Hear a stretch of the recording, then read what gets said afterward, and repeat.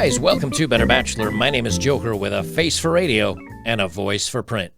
Next video I have is the husband store. So many of you guys know, I'll just throw this up here so you can see the thumbnail real quick. Many of you guys know or have heard of this joke. And, it's kind of been around for a little while. But more and more interesting what I find is that this is no longer a joke. This is actually pretty much how all women date today. And if you're a guy that's out there or have quit the dating market or has been in the dating market, you'll quickly attest, yeah, this is pretty much how it is. So I wanted to talk about this joke and really why women are acting the way they are when it comes to male selection. And we're not going to go super deep into it. I thought this would just be a fun one-off video, but we'll go into that. And first, let me just show this photo. This is a girl standing on top of her car. Apparently, she drove it somewhere she wasn't, and she's on a lake, and her car is broken through the ice, and it is slowly sinking to its doom. Now, does this girl jump on the phone and call 911? Maybe. Does she get off and get to someplace safe? Nope. What has she done? She stands on her car taking selfies as her vehicle slips into the icy waters. And this is such a great metaphor for the way dating and many modern women have been recently, which is everything is a total wreck. Everything is a mess. Everything is slipping away from me, in this case, slipping underneath the waters of a lake.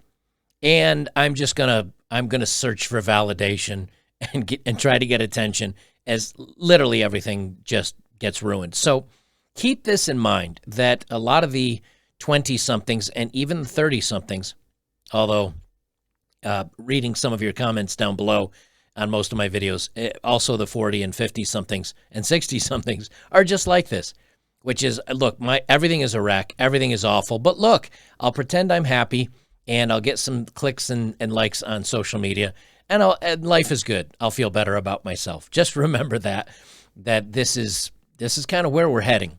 All right, so the joke store. So I'm going to read through the joke, and then we're going to talk about it. And I think as I read through this, you're going to agree with me, number one. Now, this has been rewritten for Australia, but it could be in any city today. The husband store, still true, and boy, is it more than ever. A store that sells new husbands has opened in your city near you, where a woman may go to choose a husband. Among the instructions at the entrance is a description of how the store operates. You may visit this store only once.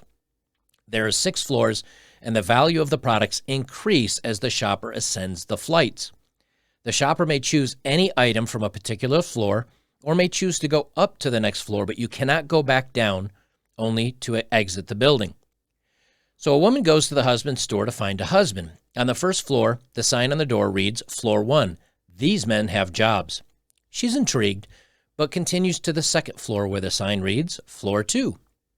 These men have jobs and love kids. That's nice, she thinks, but I want more. She continues upward. The third floor sign reads, Floor 3. These men have jobs, love kids, and are extremely good looking. Wow, she thinks, but feels compelled to keep going. She goes to the 4th floor and the sign reads, Floor 4. These men have jobs, love kids, are drop-dead good-looking, and help with housework. Oh, mercy me, she explains. I can hardly stand it. She goes to the 5th floor and the sign reads, These men have jobs, love kids, are drop-dead gorgeous, help with homework, and have a strong romantic streak. They like to do the old in and out. So she's tempted to stay, but she goes to the 6th floor, where the sign reads, Floor 6. You are visitor 31,456,012 to this floor. There are no men on this floor. This floor exists solely as proof that women are impossible to please. Thank you for shopping at the husband store. Now, they continue on. Please note, to avoid bias charges, the store's owner opened a new wives store just across the street. The first floor has wives that love sex.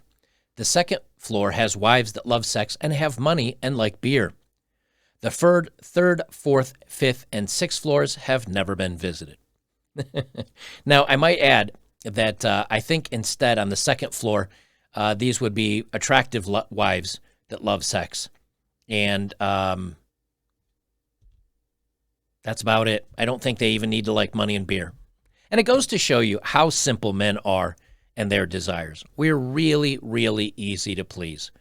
I think most of the time, all the guys that I've ever talked to that have had trouble in relationships found the overwhelming mass majority of comments that I've read on the videos or other men that I've talked to. The guys are basically like, look, I want her to stay attractive to me. She doesn't need to be attractive to the world, but just to me. I don't want her body to change a lot. In other words, if she's got full curves, I don't want her to become super skinny. And if she's, I don't know, super skinny, I don't want her to become huge. The other one is I want to make sure that she likes to participate in the bedroom with me. As far as the cooking, as far as and maybe being great with kids might be another one if you want kids. But most of the time, guys just want women to stay the same woman as who they are when they started dating. So if she stays the same shape, she looks pretty much as good as she always had. Yes, she's going to get wrinkles and age, but again, if she's a good woman, most men will overlook that. I want her to stay actively participating in the bedroom with me. I don't want her to cheat. I don't want her to lie. I want her to kind of be supportive of me. We're done. Well, lists now for women have become grocery lists.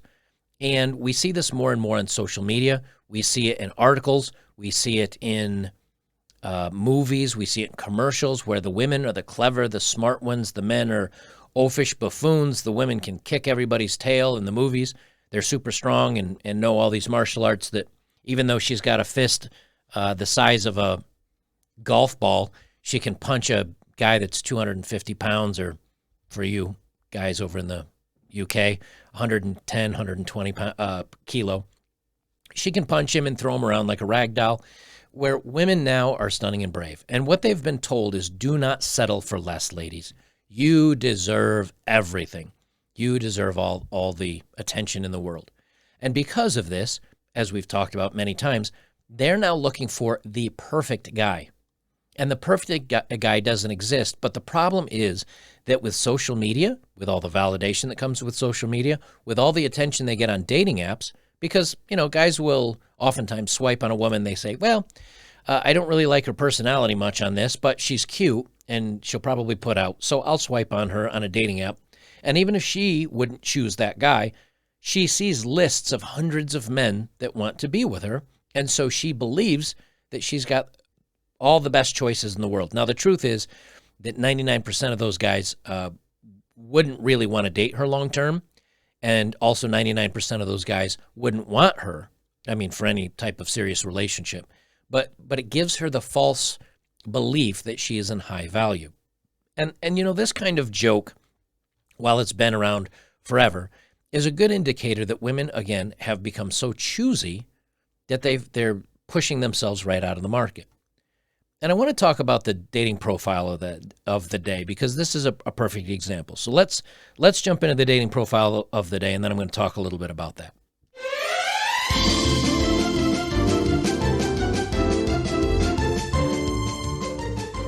All right, so dating profile of the day. I kept her job in here because it doesn't have where she lives and it doesn't have her name, but she's 27 years old. Now, let's start talking about the small percentages. Let's talk about the tiny percentages, right?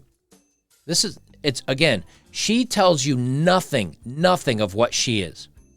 All she tells you is the list that she demands from a man. She's 27. No, you must be over 6 foot tall. You must not have tattoos. I'll read it verbatim, and then that way. She says over 6 foot. No tattoos, no facial hair, at least 1 degree, i.e. intellectual. Well, as many of you guys know, some of the smartest guys I know, they don't have degrees. You don't need to have a degree to know how to build a home, run electricity, because you can be an apprentice for much of that stuff, be a welder, run plumbing, be a HVAC guy. Like, you could literally build a house if you know all of those things. Be a framer, and be a roof tiler, a roof layer. I don't know what you call it. A roofer. You could literally build a house from the ground up You don't need a degree. But again, she confused that with being an intellectual. Career-driven, well-dressed, a meat lover, a food lover, i.e. not picky, a good cuddler, no country, i.e. no fishes in the Tinder profile, so you can't like fishing, no motorcycles, global citizen. What does that mean? Well, multiple passports or languages or well-traveled. Now, I don't know about you, but I can pretty much go anywhere in the world with one passport. I made it through 36 countries and with just speaking one language. It's called using Google Translate. And you have to be well-traveled. Why does she want to know that? To know that you can afford to take her to do all those things. And here's the real kick, the last one. You have to have an interesting surname. You have to have an interesting last name, guys. Why? Just in case she decides to marry you and takes your last name, it better be interesting. Now let's really break this down. How many of these things really have to do with you as a person?